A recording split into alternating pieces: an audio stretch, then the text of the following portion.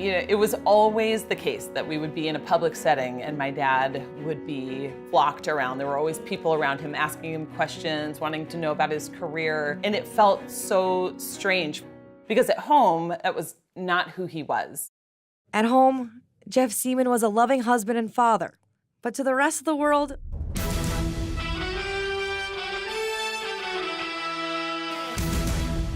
he was one of the best middle linebackers the Minnesota Vikings have ever drafted. I was the 10th guy picked in the first round that year, and so, I had high expectations, I guess, as a middle linebacker, and if we just won one Super Bowl, I think it would have changed a lot of the feeling about the Vikings, but still it was a very supportive fan base, and we were grateful for that. He would live up to those expectations, being a 4-time Pro Bowl selection and part of 3 Super Bowl appearances. But those professional achievements didn't paint the full picture. You would walk into my house and you would not see anything Viking related. I mean, nothing. And he was in, 3 Super Bowls, 4 Pro Bowls, and there was plenty of accolades that he had, growing up with his football career. But that was just something he did. And I think that was what we learned as kids. Kelley was the youngest of the 4 children. And as time went on, she developed a love of her own for athletics.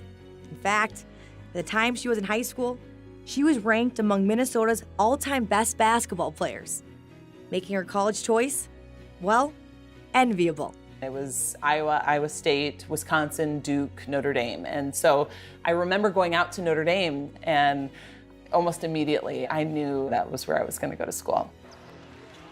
Kelley would become a 4-year starter for the Irish, helping them climb the national ranks before culminating in a national championship in 2001.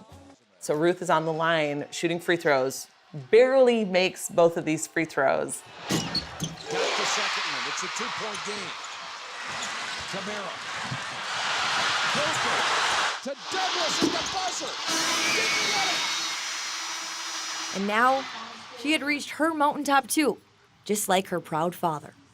So to see her perform at that level was very impressive, and I'm so proud of her. As Kelley looks back at that time, surprisingly, it wasn't the mountaintop wins that carried her into the next chapter of her life. It was a challenge from a fellow athlete.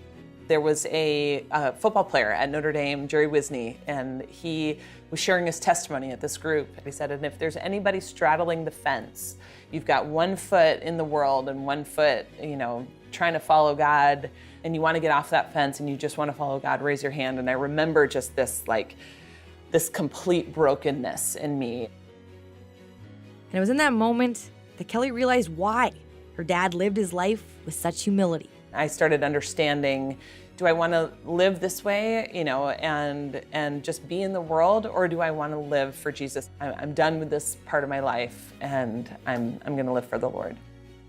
I got to start doing what my dad had done all along, which was start sharing my story, and I really fell in love with that. So it was an easy decision, I think, to make my life about this greater calling. That calling led her to a place that values both sports and faith. Coach Carrie Green proved to be a great friend and mentor of Kelley's as they brought the Lady Flames to their first ever Sweet 16 appearance. When the time came for her to leave, she wouldn't go far. Rep McGibbon here alongside a national champion in 2001 with the Notre Dame Fighting Irish, Kelley Deyo. She now serves as a color analyst for the Liberty Flame Sports Network, the Big South, and the ACC. She's still at the top of her game. But I'm sure if you ask her, she'll tell you her greatest work is being the mother of her 4 kids.